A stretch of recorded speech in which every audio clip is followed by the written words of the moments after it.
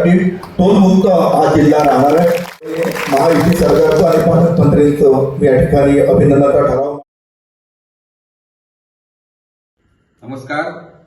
28 April 2026 ला मालवण तालुक्याची आमसभा आमदार निलेश राणे यांच्या अध्यक्षतेखाली संपन्न झाली। या आमसभेच्या दरम्यान शिवसेना जिल्हाप्रमुख दत्ता सामंत यांनी सिंधुदुर्ग जिल्ह्याचे पालकमंत्री नितेश राणे यांच्या अभिनंदनाचा ठराव मांडला। महामार्गावरील टोल नाक्यांवर सिंधुदुर्गच्या गाड्यांना टोल माफी दिल्याबद्दल शिवसेना जिल्हाप्रमुख दत्ता सामंत यांनी अभिनंदनाचा ठराव मांडला। पालकमंत्री नितेश राणे यांच्या अभिनंदन ठरावाबाबत संबोधित करताना शिवसेना जिल्हाप्रमुख दत्ता सामंत काय म्हणाले ते पाहूया।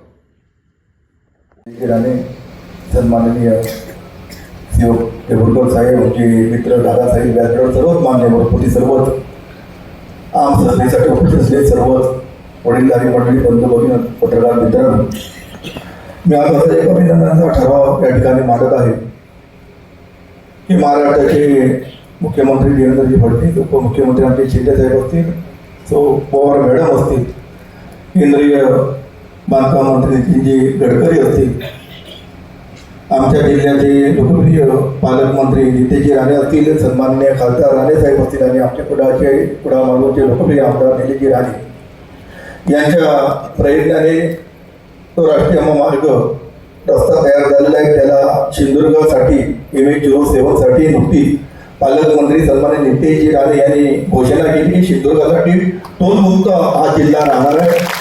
त्यामुळे महायुती सरकारचं आणि पालकमंत्र्यांचं मी या ठिकाणी अभिनंदनाचा ठराव मांडतोय आणि या ठरावाला सूचक म्हणून अशोक वासुदेव सावंत यांचं नाव टाकावं।